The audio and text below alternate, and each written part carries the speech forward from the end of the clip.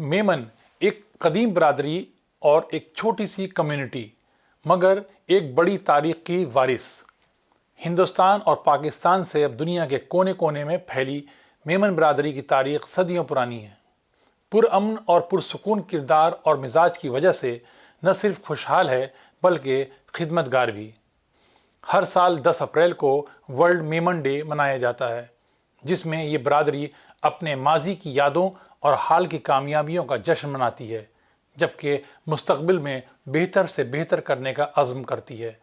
आवाज़ दी वॉइस पर आज हम मेमन बरादरी की तारीख और कामयाब सफ़र पर रोशनी डालेंगे, जिसके लिए हमारे साथ मौजूद हैं मुंबई से मुमताज़ मेमन शख्सियत, साबिक मेंबर असम्बली और इस्लाम जेम खाना के सदर यूसुफ अब्राहनी साहब, जो मुंबई की सियासत से कारोबार और समाजी खिदमात तक सरगर्म हैं। यूसुफ अब्राहमी साहब, आपका आवाज़ द वॉइस में खैर मकदम है। सबसे पहले वर्ल्ड मेमन डे पर नेक ख्वाहिशात। मेरा पहला सवाल ये है कि मेमन बरादरी पर आप किस तरह रोशनी डालना पसंद करेंगे? देखिए, मेमन कम्युनिटी पूरी दुनिया में है और ख़ास करके बेसिकली ज़्यादातर गुजरात से हैं और वहाँ से ये लोग पूरी दुनिया में उन्होंने माइग्रेशन किया। ये बहुत ही दिलदार कौम है और अल्लाह ने इनको बहुत नवाज़ा भी है। देखिए, 3 बातें मैं हमेशा कहता हूँ, एक तो ये है कि अल्लाह ने बहुत पैसा दिया है, बड़ा दिल दिया है और खूबसूरती भी दी है। ठीक है, मैं इतना खूबसूरत नहीं हूँ लेकिन बाकी मेमन लोग बहुत खूबसूरत होते हैं और ये है कि जहाँ-जहाँ मेमन जाके बसता है वहाँ पहला काम ये करता है कि मदरसा बनाता है, मस्जिद बनाता है, जमात खाना बनाता है और मेडिकल डिस्पेंसरी वगैरह। ये बहुत पुरानी हिस्ट्री है।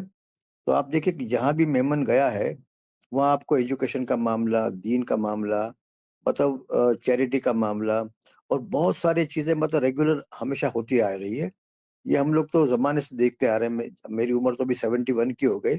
मैंने पिछले 60 साल में देखा हूँ कि मेमन कौम ने बम्बई में बहुत सारे इदारे कायम किए हैं। अब जितनी हॉस्पिटल्स हैं, जितने जमात खाने हैं, जितनी मस्जिदें हैं, मदरसे हैं, डिस्पेंसरीज़ हैं, सब मेमन की क्रिएट की हुई है। हमारे पहले कोंकण के लोग थे जिन्होंने बम्बई में और महाराष्ट्र में बहुत काम किया था और ये 10 तारीख 10 अप्रैल को मेमन डे होता है। ये पूरे दुनिया में मनाया जाएगा और ये इकबाल मेमन साहब जो हैं, ये इनके दिमाग की उपज है कि उन्होंने एक पर्टिकुलर डे फिक्स किया है, जिस दिन मेमन डे मनाया जाए। अब होता ये है कि दुनिया भर में इस दिन को लोग बहुत ज़्यादा चैरिटी करते हैं, काफ़ी हॉस्पिटल विज़िट करते हैं, अलग-अलग प्रोग्राम जैसे इंग्लैंड में, अमेरिका में और different parts of the world अलग-अलग प्रोग्राम होते हैं। वहाँ मैक्सिमम उस दिन में लोगों की बहुत चैरिटी होती है और गरीबों के लिए, बेवाओं के लिए, जो blind and deaf and mute हैं एंड फिज़िकली हैंडीकैप हैं, उनकी बड़ी मदद होती है और ख़ास करके रेशन डिस्ट्रीब्यूट करना और बहुत सारे ऐसे फलाही काम हैं, जो मेमन कौम शुरू से करती आ रही है और इकबाल मेमन ऑफिसर के चेयरमैन बनने के प्रेसिडेंट बनने के बाद, ये काम और ज़ोर से होता है। पूरे गुजरात में, पूरे महाराष्ट्र में, पूरे इंडिया में और यहाँ बाकी दुनिया के अलग-अलग हिस्सों के अंदर, यहाँ तक कि न्यूज़ीलैंड, ऑस्ट्रेलिया, कनाडा, यहाँ भी प्रोग्राम्स होते हैं, पाकिस्तान में प्रोग्राम्स होते हैं। तो जहाँ-जहाँ मेमन बसता है, वहाँ चैरिटी का काम करेगा ही करेगा और बहुत ही दिलदार कौम है। पैसा भी बहुत है और दिल भी अल्लाह ने बढ़ा दिया है।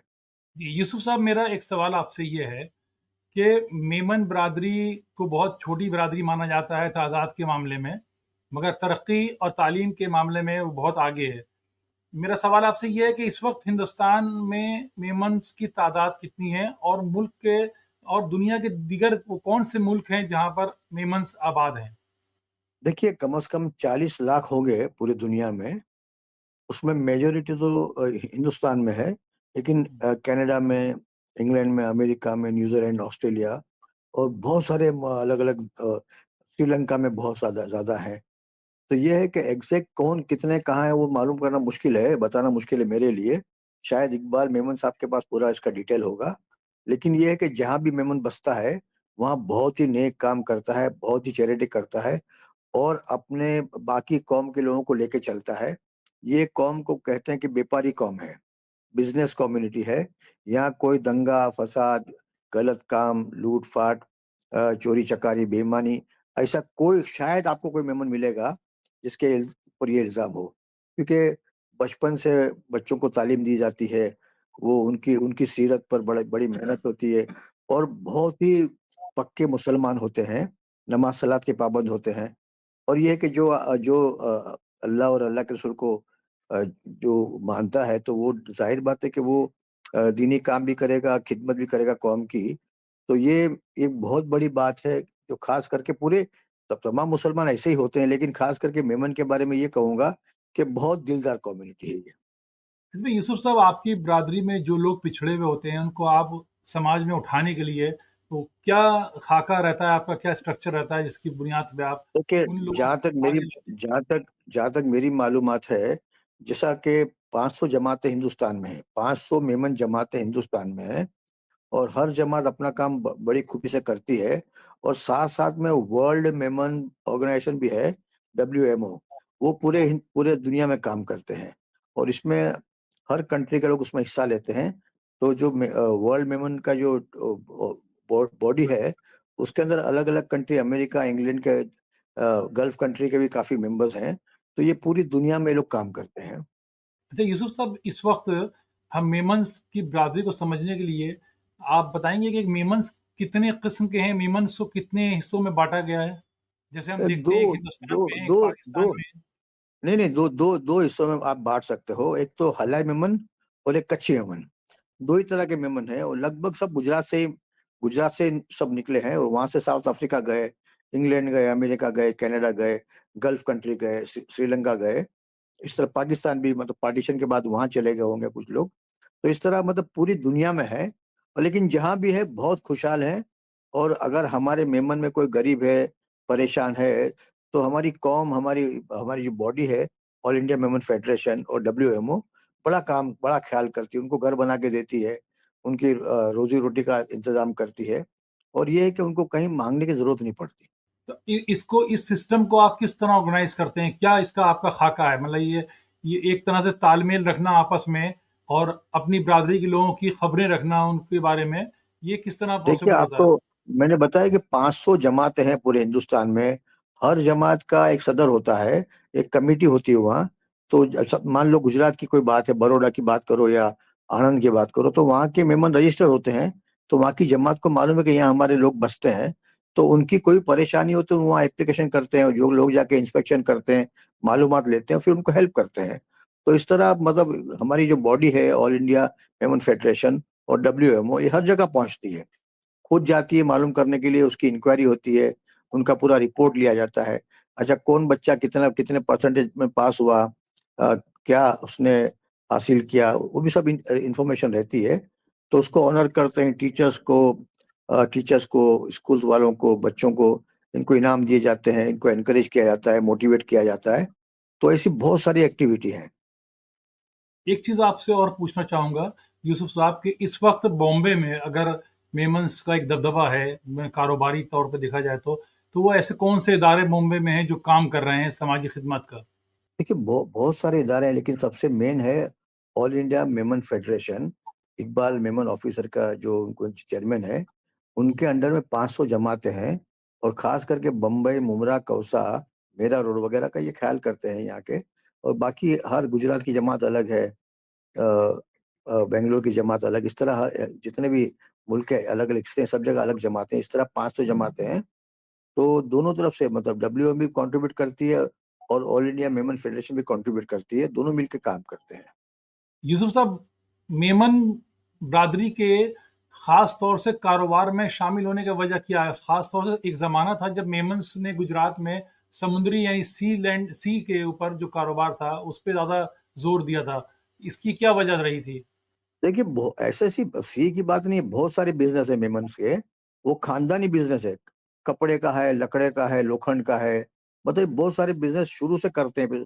100 150 साल पुरानी कंपनीज़ हैं और बड़े-बड़े जैसे अभी आप देखिए बम्बई के अंदर साबु सिद्दीक मुसाफिर खाना है, साबु सिद्दीक हॉस्पिटल है, अंजुमन इस्लाम कॉलेज है, ये सब जगह कंट्रीब्यूशन है मेमन्स का। मतलब जितने मदरसे, मस्जिद हैं, जमात खाने हैं, सब मेमन्स ने क्रिएट किए हैं।